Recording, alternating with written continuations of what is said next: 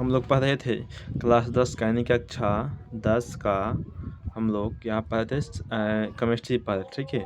तो केमिस्ट्री में हम लोगों का सूचक तक हो गया था, ठीक है। यहाँ पर चैप्टर नंबर हम लोगों का 2 चल रहा है, ठीक है। तो दूसरा के चैप्टर में हम लोगों का यहाँ तक हो गया है सूचक तक, ठीक है। हमें इसके आगे पढ़ना है। चलिए हम स्टार्ट करते हैं, ठीक है। देखिए इसके आगे हमें पढ़ना है कि अम्ल और क्षारक में क्या अंतर है, ठीक है। ये भी बहुत महत्वपूर्ण प्रश्न है, आपसे पूछे जाते हैं हमेशा एग्जाम में। एक बगल लिखेंगे अम्ल और दूसरी ओर लिखेंगे क्षारक। देखिए तो यह स्वाद में खट्टा होता है और यह स्वाद में कड़वा होता है, ठीक है। यानी कि जो अम्ल होता है वो स्वाद में हमेशा खट्टा होता है और जो अम्ल होता है वह जो क्षारक होता है वह स्वाद में हमेशा कड़वा होता है। यह नीले लिटमस पत्र को लाल कर देता है। कौन करता है? तो अम्ल जो होता है वह नीले लिटमस पत्र को लाल करता है और यह लाल लिटमस पत्र को नीला करता है। कौन? तो जो क्षारक होता है वह लाल लिटमस पत्र को नीला कर देता है, ठीक है। चल देखिए इसके आगे हम लोग देखेंगे। देखिए इसके आगे है आपका, चलिए थोड़ा सा बढ़ाते हैं। देखिए 3 नंबर मतलब कि यह मेथिल ऑरेंज को लाल कर देता है और यह मेथिल ऑरेंज को पीला कर देता है, ठीक है। अगर अम्ल रहेगा तो अम्ल जो है मेथिल ऑरेंज को लाल करेगा और जो क्षारक रहेगा वो मेथिल ऑरेंज को पीला करेगा, ठीक है। यह जल में घुलकर H+ आयन देता है, ठीक है, यानी कि हाइड्रोजन आयन देता है। जब भी अगर अम्ल जो है, अम्ल को अगर आप जल में घोलते हैं, अम्ल को अगर आप जल में घोलते हैं तो हमेशा क्या निकलेगा? H+ आयन यानी कि हाइड्रोजन आयन निकलेगा, ठीक है। यह जल में घुलकर OH- आयन देता है, ठीक है। देखिए यह जो जब होता है यानी कि जब क्षारक जल में घुलता है तो OH- देगा और जब अम्ल जल में घुलेगा तो H+ देगा, ठीक है। अगर देखिए इसका pH मान 7 से कम होता है, ठीक है। अम्ल का जो pH मान होता है वो हमेशा 7 से क्या होता है कि कम होता है और इसका pH मान 7 से हमेशा ज़्यादा होता है, ठीक है। देखिए यह हल्दी के पीले रंग में कोई बदलाव नहीं लाता है, ठीक है। इसमें कोई बदलाव नहीं होगा, लेकिन यह हल्दी के पीले रंग को लाल भूरे रंग में बदल देता है। कौन बदलता है? तो आपका जो क्षारक होता है वह हल्दी के भूरे रंग को कैसे बदलता है? तो हल्दी के पीले रंग को लाल भूरे रंग में बदल देता है, ठीक है। चलिए देख लीजिए, आपके लिए हम अच्छे से मिटा देते हैं ताकि आपको दिक्कत ना हो लिखने में, ठीक है। आप वीडियो को पॉज करके आराम से लिख लीजिएगा, ठीक है। चलिए आगे देखते हैं हम लोग। देखिए अगला जो प्रश्न है आपका है आगे, कह रहा है यहाँ पर कि क्षारक और क्षार में अंतर लिखें, ठीक है। ये प्रश्न भी आपसे पूछे जाते हैं। पहला हो गया क्षारक और दूसरा हो गया आपका क्षार, ठीक है।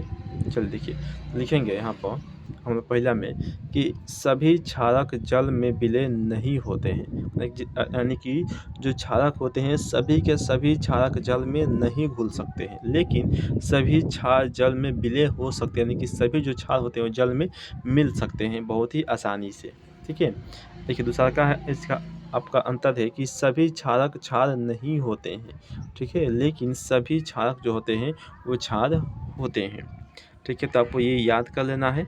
चलिए उसके बाद आपको दिया है यहाँ पर कह रहा है कि कुछ प्राकृतिक अम्ल यानी कि सम नेचुरल एसिड दिया हुआ है, ये प्राकृतिक स्रोत है और ये अम्ल है, ठीक है। यानी किसमें कौन से अम्ल पाया जाता है, ये आपके ऑब्जेक्टिव में हमेशा प्रश्न पूछे जाते हैं।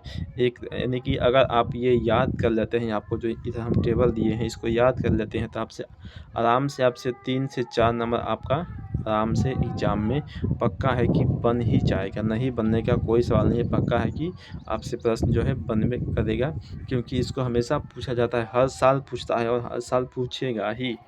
देखिए पहला है आपका कि सिरका, सिरका में कौन सा अम्ल होता है? तो एसिटिक अम्ल होता है, ठीक है। दूसरा का है संतरा, तो संतरा में होता है आपका साइट्रिक अम्ल होता है, ठीक है। आपको यही याद करना है कि किस में कौन सा अम्ल होता है।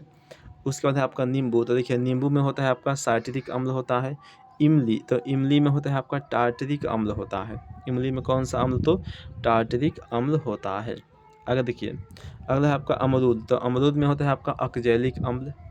उसके बाद है आपका टमाटर, टमाटर में होता है आपका अक्जेलिक अम्ल। उसके बाद होता है खट्टा दूध या फिर दही, चाहे खट्टा दूध रहे या फिर दही रहे, इन दोनों में होता है आपका लैक्टिक अम्ल होता है।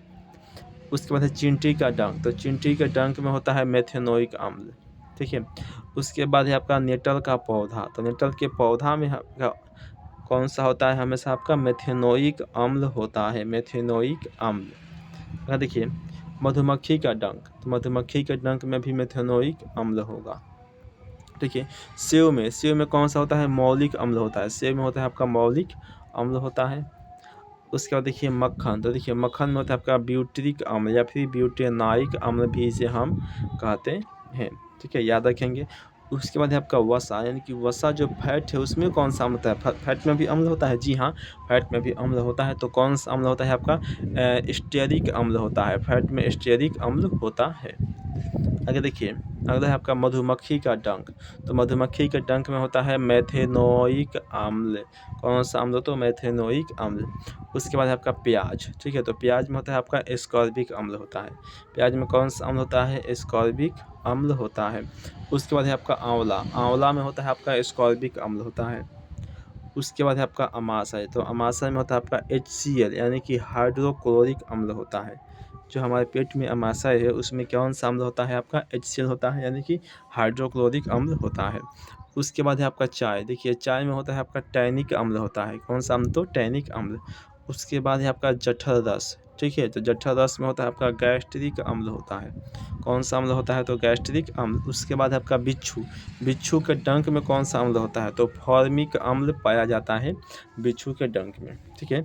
ये सब आपको याद रखने हैं क्योंकि ये सारे प्रश्न आपसे एग्जाम में पूछे जाते हैं, ठीक है। आपको ऑब्जेक्टिव में पूछेगा और सब्जेक्टिव में भी, यानी कि मैक्सिमम आपका ऑब्जेक्टिव में ही पूछेगा, ठीक है, ऑब्जेक्टिव में ही से पूछता है। अगर ये सभी टेबल आप याद कर लेते हैं जितना हम आपको भी बताए हैं, तो आपका 3 से 4 नंबर आराम से क्लियर हो जाएगा, ठीक है। अब देखिए आप लोगों से एक रिक्वेस्ट है, अगर आप मेरे वीडियो को देखते हैं तो बहुत सारे बच्चे जो हैं कि हमारे चैनल को सब्सक्राइब नहीं किए हुए हैं, ठीक है, तो आप लोगों से रिक्वेस्ट है कि प्लीज़ चैनल को सब्सक्राइब कर लीजिए, ठीक है, ताकि आपको हम जितना भी वीडियो बनाएंगे सारे वीडियो को आपको नोटिफिकेशन पहुंचे और आप समय से आराम से आप अपने समय से देख पाएँ, ठीक है। क्योंकि हमारे चैनल पर आपको सभी विषय यानी कि जितना भी विषय है आपके क्लास 10th का अल विषय यानी कि सभी विषय की पढ़ाई हमारे यहाँ पर हम आपको पढ़ाएंगे, ठीक है, चाहे वो आपका मैथ हो, चाहे आपका साइंस में फिजिक्स केमिस्ट्री बायोलॉजी हो, सोशल साइंस में जितना भी सब्जेक्ट है वो भी है, हिंदी हो गया, इंग्लिश हो गया, संस्कृत हो गया, ठीक है, हम आपको सारे सब्जेक्ट को आपको इसमें पढ़ाएंगे। तो इसलिए आपसे एक रिक्वेस्ट है कि प्लीज़ आप चैनल को सब्सक्राइब कर लीजिए, ठीक है। तो चलिए हम लोग शुरुआत करते हैं, कहाँ पर थे हम लोग, चलिए अब हम देखते हैं कि पीएच का मतलब क्या होता है। आपने देखा होगा पीएच, ठीक है, पीएच का मतलब क्या होता है आपको लिखेंगे कि किसी भी विलयन में उपस्थित H+ आयन की सांद्रता को उस विलयन का पीएच कहते हैं। समझ में, थोड़ा समझिए फिर से एक बार, अब आपको समझ में आएगा। देखिए कह रहा है कि किसी भी विलयन में, यानी कि कोई एक विलयन है, यानी कोई एक घोल है, कोई क्या है कि एक घोल है, ठीक है, कोई भी एक घोल है, उसमें उपस्थित H+ आयन की सांद्रता, यानी कि उसमें H+ आयन जो है कितना उपस्थित है, ठीक है, तो उसे ही क्या कहते हैं कि हम विलयन का पीएच मान कहते हैं, ठीक है। अगर देखिए सांद्रता का मतलब क्या होता है वो समझ लीजिए। सांद्रता का मतलब होता है कि विलयन में H+ आयन की मात्रा को ही सांद्रता कहा जाता है, ठीक है, यानी कि जो विलयन में H+ आयन यानी कि हाइड्रोजन आयन की जो मात्रा है वो कितनी है वही कहलाएगा आपका सांद्रता।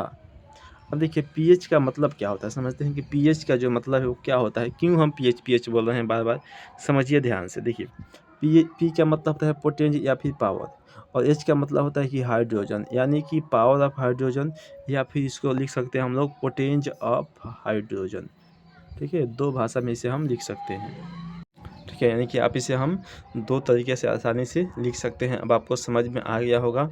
चलिए अब यहाँ देखिए दिया है पीएच स्केल, तो कि वह स्केल जिसकी सहायता से किसी विलयन का पीएच मान ज्ञात किया जाता है उसे ही पीएच स्केल कहते हैं। कि किसी भी विलयन का पीएच मान ज्ञात करने की क्रिया को ही पीएच स्केल कहा जाता है।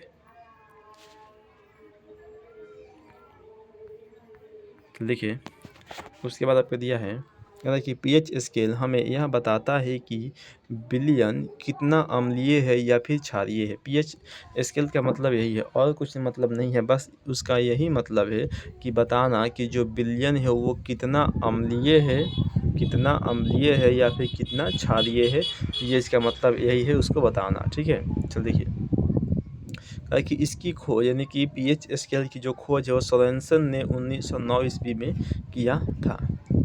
देखिए करते हैं, यहाँ देखिए ये है आपका पीएच स्केल। पीएच स्केल का प्रयास क्या है।